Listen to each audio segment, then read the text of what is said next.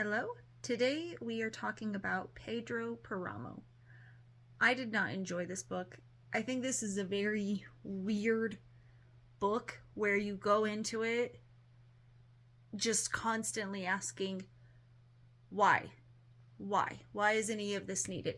Basically, the whole plot of this book is there is a young man who's never met his father.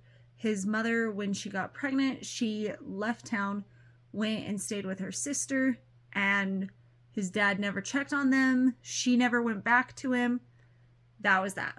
So when his mother dies, like her dying wish is that he go meet his father and basically make him pay for never coming and getting them and like never coming back for them.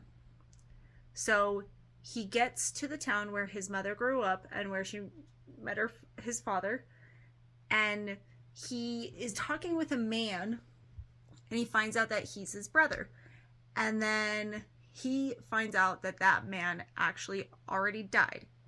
And he starts meeting more people, and he realizes that this town is haunted by a bunch of different spirits, because most of the spirits either didn't get their last rites, like the priest didn't come and pray for them, so their spirit is stuck, or like they've committed sins, or they just haven't been able to move on for whatever reason. So throughout this story, you're meeting people and you're either figuring out what happened, like how they sinned, or how they have done something wrong or feel guilty, and that's why they can't move on. That's a lot of what it is. But I don't really love it because a lot of the spirits that he meets are mostly women, and it just seems like the women were done so dirty in this book. Like, I just don't love that. He does meet his half-brother who can't move on, rightfully so, because this man was a freaking monster. He took away the consent of a lot of young women. A lot. And so we meet him, he's done that, and then he also killed a man. So it's obvious why the brother would stay. The main character does end up meeting his dad, and his dad also can't move on. And that also makes sense because the dad was doing the same thing. He was taking young women, and then he also killed a guy because he wanted the guy's daughter.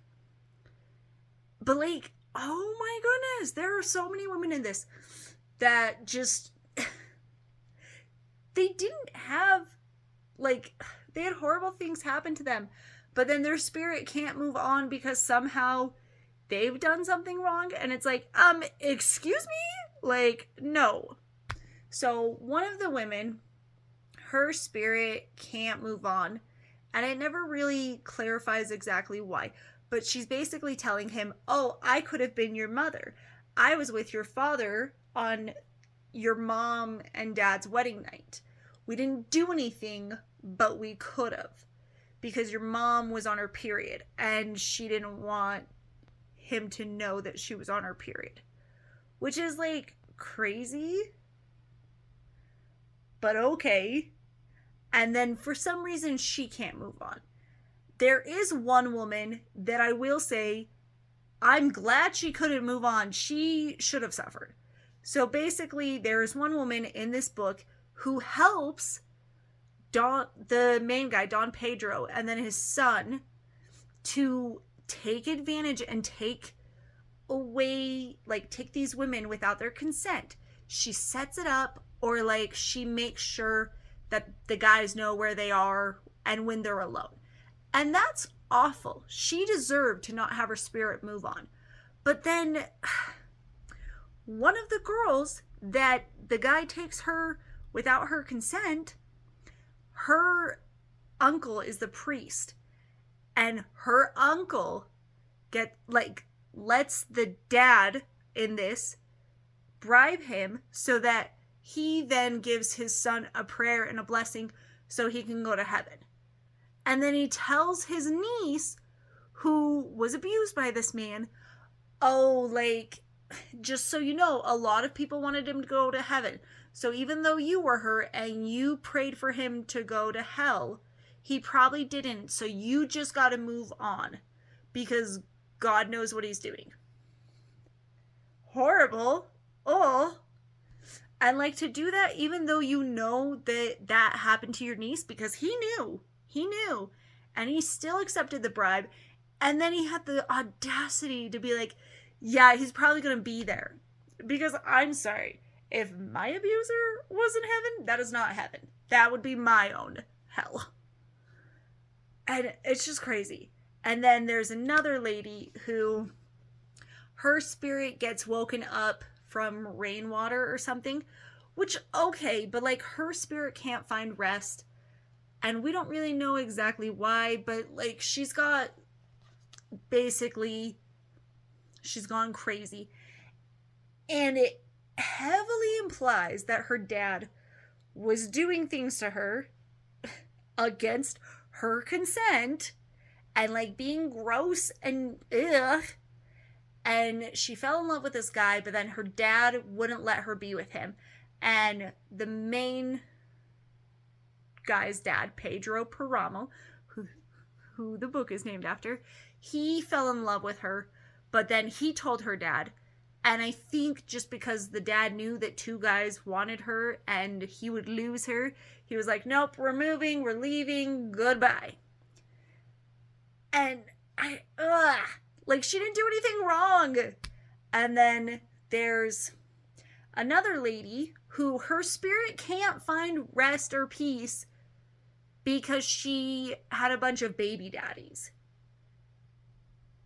And it's like, that's the fault of the men. It was so annoying.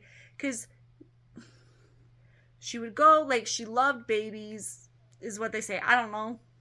She had a bunch of babies, but she would go out and be like, hey, this is your baby. And when the men wouldn't claim her, she would just be like, okay, I guess I'm the baby's mom and dad. It was annoying because this mom took care of her kids all by herself. She was independent, and then that's why her spirit couldn't find peace. I don't know. I did not like that.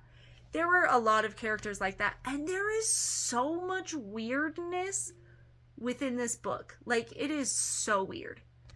And there's one point where the son of Pedro Paramo, the one who came to meet him for his dead mom, he goes and he finds this house, and there's a man and a woman there, and they seem like a couple. And he's like, hey, can I stay with you? And they're kind of scared, like he's gonna hurt them or he's gonna steal from them. So they really don't want to let him in. But then the woman is like, no, we have to. Like, he's hurting, he needs help. So they let him in. And then the guy is like, I'm gonna go and find this calf or sheep, something. So he goes and he leaves. And then the woman comes up to the guy and she's like, hey, I'm just going to tell you my whole backstory. And he's like, okay. So she tells him that the guy is her brother who did things to her against her consent, even though she said they were bad, and it hurt, and she says that it hurt. And he then was like, okay, we've done bad things. You now are my wife, wifing you up. Ew. And then she's like, he left. So now you have to take care of me because I don't want to be alone. And I don't have anyone. And I never go out. I'm always in this house. I'm always stuck in this house. And I don't know. Like, the book is so weird about it because she's unclothed the whole time. So basically, sister just becomes a wife and a servant, and it seems like her only job is to please brother. It's gross. And that's why her soul can't rest. That's it. Is like something horrible happened to her, and then she just kept, unfortunately, like, having this bad thing continue. And then she just accepts it. But then that's why she can't go to heaven or move on. Awful. I did not like this book. It is so weird. And, like, they say it's a masterpiece and it inspired a bunch of stuff. I don't know. I do not like it. I feel like it's written weird. You don't know who any of the characters are. Like, they only come in to give you this bizarre backstory and then they go away forever. Like, it's so infuriating. And the whole book, like, it's very jumbled when they're talking. So you'll just have two people talking. You don't know who it is until someone finally says the other person's name. And then you're like, oh, okay. But it takes forever. So you're in this conversation, like, what is going on? And then finally someone puts a name to one of the people. And then you're like, oh, okay, there's that person. Who's that? And then it's this whole cycle. It's so annoying. So it is crazy to me that the person who gave me this book was like, oh, I think you'll like it. It's so good. It is not good. I hate it. And, like, it's crazy to me that this inspired other work. Like, to each their own. Maybe there's somebody who loves this, but I think this was utter trash. The only thing that was nice is this is a short read. It's like 120 pages. So I was able to finish it fast, but ooh, I don't like it. I think this is a garbage book. I will not read this again. So if you want just weirdness and, like, the ending sucks. The ending is so stupid because it's just the Pedro Paramo. It's just him dying because he's really, really old or whatever. And, like, that is his comeuppance for all of the bad things he did. That is not enough. So frustrating. So yeah, if you want a dumb book to read, feel free to check it out. I wouldn't recommend it, but do whatever you want.